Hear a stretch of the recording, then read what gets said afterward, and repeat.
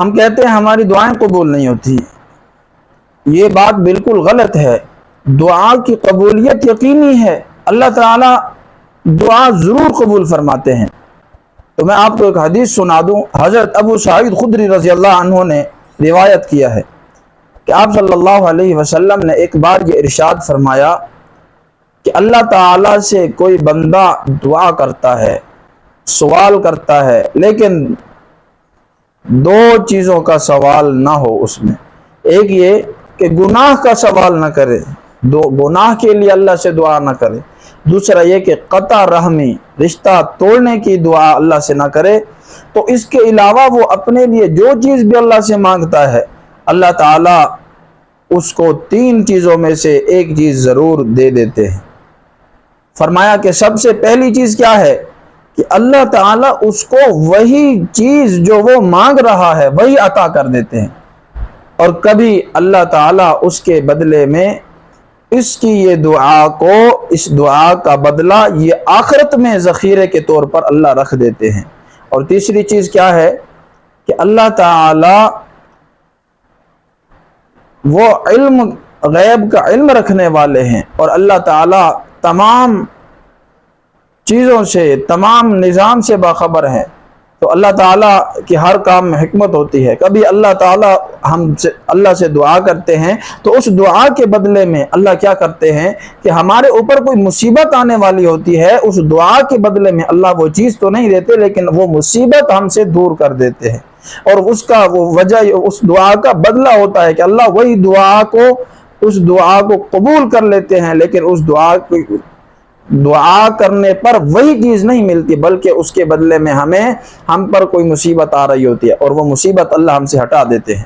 تو صحابہ نے عرض کی، جب آپ نے یہ ارشاد فرمایا، صحابہ نے عرض کیا رسول اللہ اب تو ہم اللہ سے ضرور مانگیں گے، اور اللہ سے اپنے تمام سوال، تمام حاجتیں اللہ سے مانگیں گے، اور ہم اللہ سے ثواب کی امید رکھیں گے۔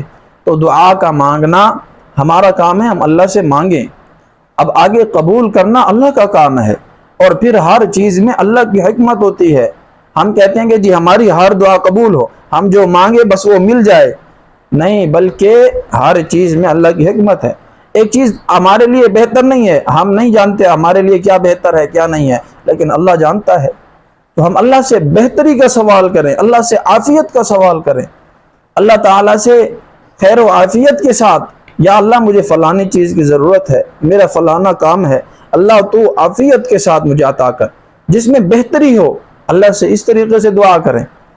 پھر انشاءاللہ ہم یہ یقین رکھیں کہ انشاءاللہ میری دعا ضرور قبول ہوگی۔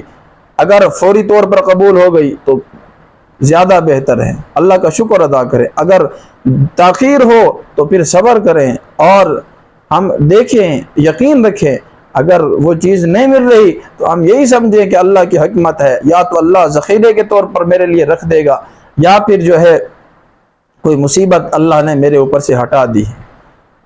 تو اللہ تعالیٰ ہمیں اپنی ذات سے مانگنے والا بنائے۔ اللہ کے ہاں خزانے بہت ہیں، اس کے خزانوں میں کمی نہیں ہے، اس کے خزانے بھرے پڑے ہیں، ہم اللہ سے مانگیں، اللہ ضرور دیتے ہیں، ضرور دیتے ہیں، اور یہ ہمارے یقین کا مسئلہ ہوتا ہے، لیکن اللہ کے ہاں کمی نہیں۔ اللہ غفور الرحیم ہے، اجیب دعوت الداعی اذا دعان، اللہ فرماتے ہیں میں پکارنے والے کی پکار کو سنتا ہوں، اللہ اس کو جواب دیتے ہیں۔